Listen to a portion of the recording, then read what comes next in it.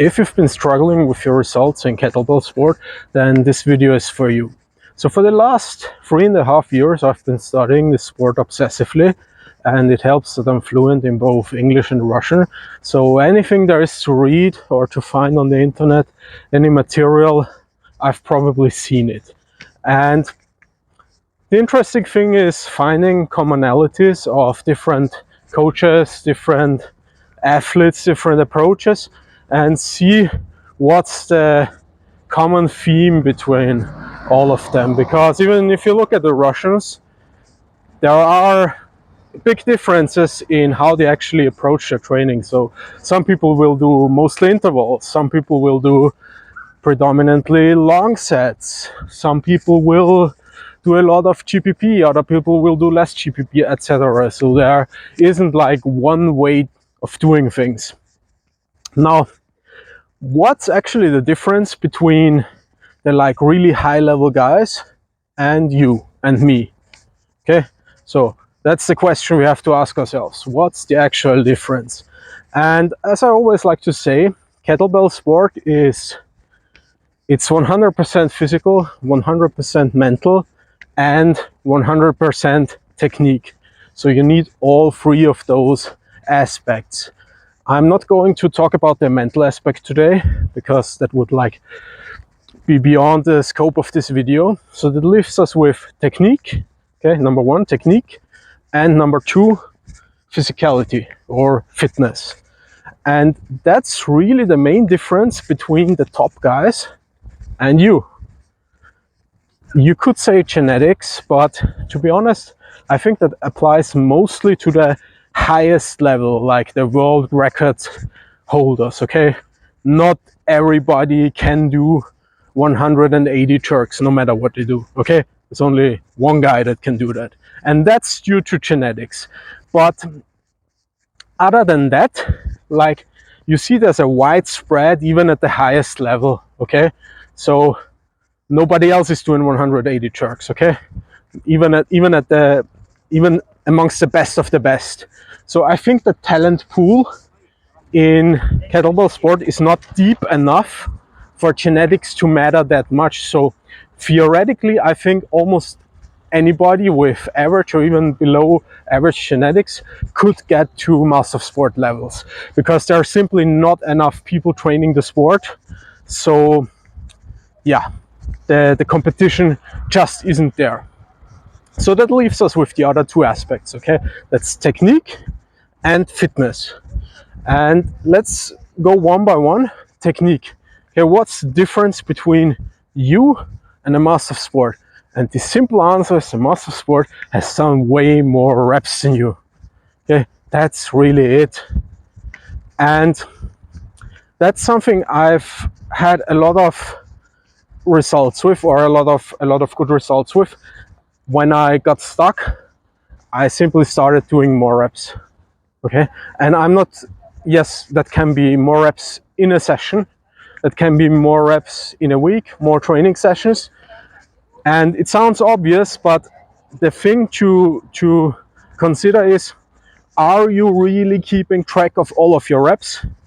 And are you systematically increasing them over the long term? Okay, because that's what matters. So that's the first suggestion I would make, is look at how many reps you're doing of your exercise of choice. Let's say it's a jerk or long cycle over a given year. Okay, look how many reps you did last year, and you're going to try to increase the number by at least 10-20% this year, and I guarantee you that your results are going to improve. Okay, because in any endurance sport, or in any sport really, and especially a sport as technical as kettlebell lifting, the number of repetitions over an athlete's career is a really important factor. And this applies to even something as low skill as running. Obviously, running still takes some skill, but it's way less than kettlebell sport, because in kettlebell sport, the technique is really sophisticated. So Number one, do more reps and your technique will get better. Number two, fitness, okay? Because those top guys, if you're like a hobbyist, amateur, you probably don't have the fitness you need to get better. And how can we like simplify this? Okay, we have GPP, you can do all kinds of stuff, but the number one thing I've found to carry over the most to kettlebell sport is running. Okay, and that's not only me, but that's the experience of a lot of athletes at the highest level. Okay, running carries over to kettlebell sport. There's really no discussion there. And question number one: are you even running? Okay, if you're not, that's your your action step right there. You need to start running. Okay, start with like 3 sessions of 30 minutes per week, zone 2, and build that up progressively. And if you already have a consistent running routine, I would suggest as your next action step to increase your mileage. Okay, so you're going to look at what you did last year and you're going to try to increase it by 10%, maybe 20% if you're more of a beginner. Obviously, the higher your mileage already is, the more advanced you are, the less you can increase it because there's diminishing returns and all that.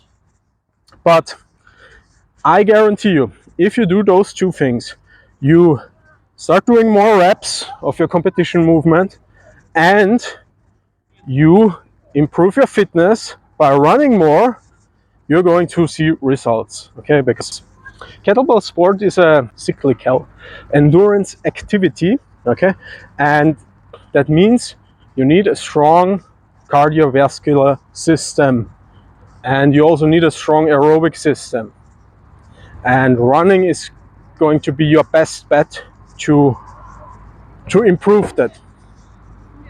And that's actually exactly what I'm doing at the moment. So in the year 2023, I was relatively new to kettlebell sport, but I was running quite a lot for me. Okay, not for a runner, but for me.